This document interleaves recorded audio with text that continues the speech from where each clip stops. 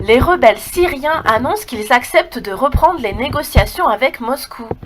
Après l'échec de premiers pourparlers, la reprise de l'offensive de l'armée syrienne a finalement convaincu ces derniers, les rebelles, de revenir à la table des négociations. Moscou exige un désarmement des rebelles et le retour de l'armée syrienne dans la zone.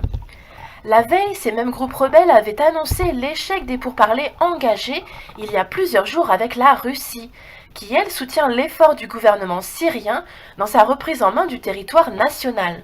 Je cite, les négociations n'ont abouti à aucun résultat. Les Russes ont insisté pour que l'artillerie lourde des rebelles soit abandonnée en une seule fois, avait ainsi expliqué à l'AFP Ibrahim al-Jabawi, le porte-parole d'un regroupement de factions rebelles.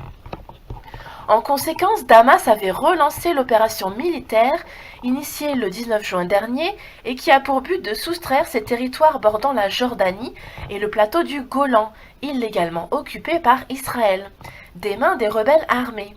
L'opération avait été suspendue début juillet 2018, précisément afin de faciliter les négociations entre Moscou et les groupes de combattants.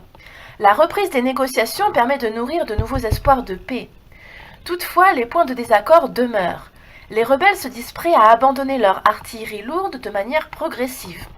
Moscou, de son côté, demande que les artilleries lourdes et moyennes soient abandonnées et exige que les rebelles s'engagent à l'avenir aux côtés de l'armée syrienne, notamment au sein de forces anti-djihadistes. Le plan proposé par Moscou prévoit également que l'armée syrienne puisse regagner ses casernes et que la police légale fasse son retour dans ces zones. Enfin, contrairement à la doctrine appliquée jusque-là dans d'autres régions syriennes, il n'est cette fois pas question d'autoriser le transfert de combattants vers d'autres zones contrôlées par les forces rebelles. Parallèlement, la Russie multiplie les efforts diplomatiques afin de parvenir à une solution pérenne, viable, pour la Syrie.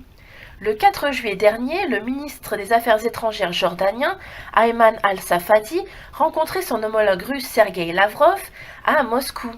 La priorité pour résoudre la situation dans le sud de la Syrie est de trouver une solution politique, avait résumé le ministre jordanien, plaidant en faveur d'un cessez-le-feu. C'est tout pour cette nouvelle, à très bientôt.